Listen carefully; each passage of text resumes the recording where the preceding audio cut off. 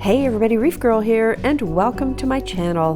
This is Mollywood. Some of you might be familiar with it, but if you've never seen it before, this is an innovative marine Nuvo Fusion Mini 40. I had to move this tank in May of 2020 because we were moving house, and throughout the process I learned that there are a few things that are kind of unique to moving an all-in-one tank. So I decided to make this video. It's kind of interesting to me looking back, considering this is February of 2021, and it's kind of cool to see what this tank looked like back then. In the end, it'll look a lot different, but you'll see that later. In the meantime, let's get started. Oh, and before I forget, if you haven't already, I would love it if you'd subscribe to my channel. And while you're over there, hit that notification bell. There's a 300-gallon build going on right now with a basement sump, so there's a lot of interesting stuff that's going to be coming your way probably over the next 6 months or so. All right, back to business. My plan was to move this tank all in one day, but I wanted to keep it running while I cleaned some of the equipment before taking it to the new location. Being an all-in-one tank, all of the equipment is in this back section. There's a filter sock, a return pump, some biomedia, some filter sponges, a heater, and finally a UV sterilizer. The fact I was keeping this tank running leads me to my first tip.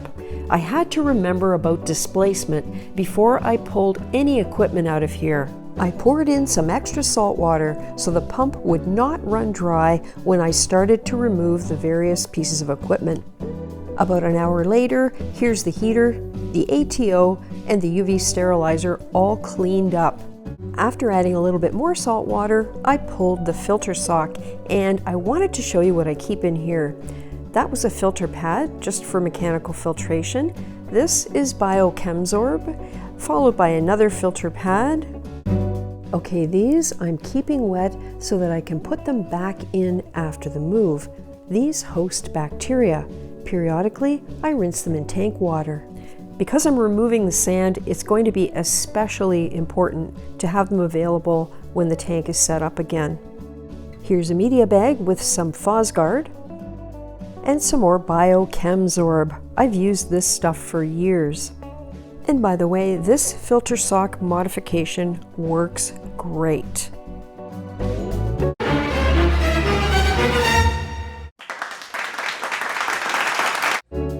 Frags and frag racks are in the big tank because they have to go to the LFS. Next step for this is light, pump. Jebao will be the last thing that comes out of here, and then I will start taking water out, breaking the rocks apart, and moving them. I'm very nervous. So the light is out, a couple corals are moved down front, and the water level is dropped down. Okay, so here goes. I'm going to try and break the bridge between the two structures, which is right here. I have zoanthus on it, but that's all. I don't know if I can do it. Oh, there it goes. Good. That's very good.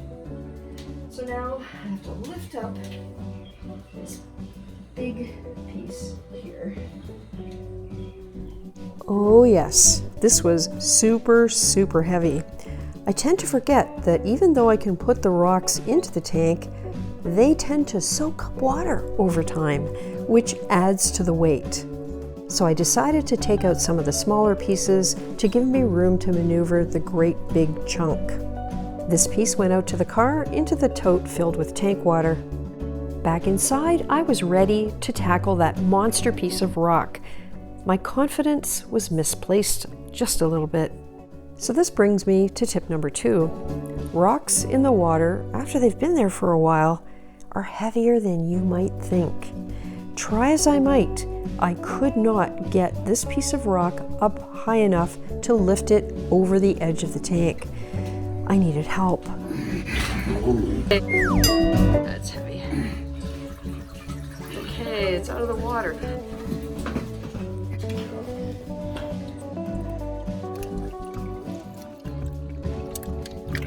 That's perfect. Yep, we just need to put a little more water on top. Okay, so a couple casualties. And I still have to get statue guy out of there. I think all the shrimp are hanging out there now. Took out the rest of the coral and put the fish in a 5-gallon pail with a bubbler. Well, it's empty. There's all the sand. I need to go through it when I get home because we have to go now and check for zombie snails. If I find any, they'll go over there. Now the corals were safely stashed in the car, it was time to get the tank out. It still needed to be emptied of the remaining sand and then hosed out really well to get as much dirt as possible off of the glass. I would still have some cleanup to do, but hopefully not much. I had spent the previous day emptying the stand, so it was all ready to go and just needed to be loaded into the truck along with the tank. Fast forward 3 hours, and here it is all set up again. Priorities were heat and flow. So I put a heater in, and I used the Jebao SW10s to generate flow in the tank and circulate the water. The next steps are going to be to put the return pump in and all the rest of the equipment. Check it out, 76.3 already. The lowest that I saw when I put the temperature probe in was 75.1, so that's not too bad. The corals are all over the place, but I'll organize those once I have all of the equipment put in and running. Didn't bring enough water.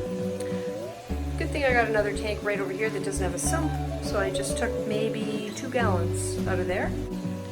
I have the skimmer in place, the filter sock in place, the UV sterilizer in place, the media is in there. I'm going to move the heater in there as soon as I determine that the pump works. It's on.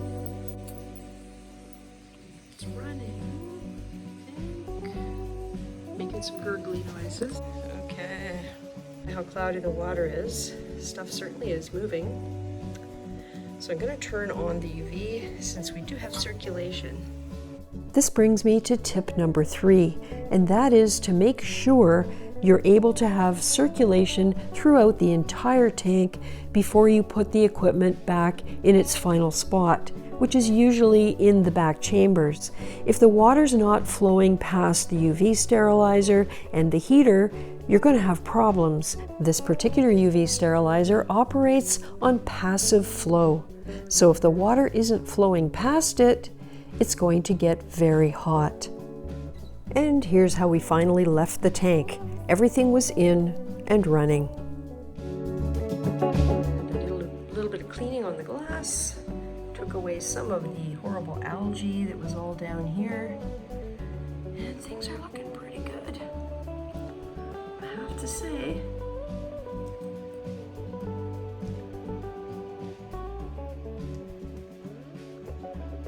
Bad considering we only moved it yesterday. Still have a little bit more cleanup work to do on algae, and I have to glue a few things down. But other than that, it's looking good. This mechanic stand is the greatest thing. Made it really easy to move it. Now we just cross our fingers we don't get a cycle because I've removed all the sand. Ultimately, the move was a success, and everything in Mollywood is doing really, really well, except where the corals are killing each other. I do have a few casualties in the intervening months since this move took place. I really have not stayed on top of trimming and maintaining space between the corals. Soon, this tank is going to be taken down again and incorporated with the contents of the holding tank. The sump system for the new build is underway, and I have a 150-gallon stock tank into which all of the livestock is going to be moved once everything is cycled. I'm hoping that's going to be in about 3 weeks to a month. And yeah, that means another move. Thanks for watching. As always, I really do appreciate it. I hope you enjoyed the video, and if you did, why not give it a thumbs up? Stay safe, everybody.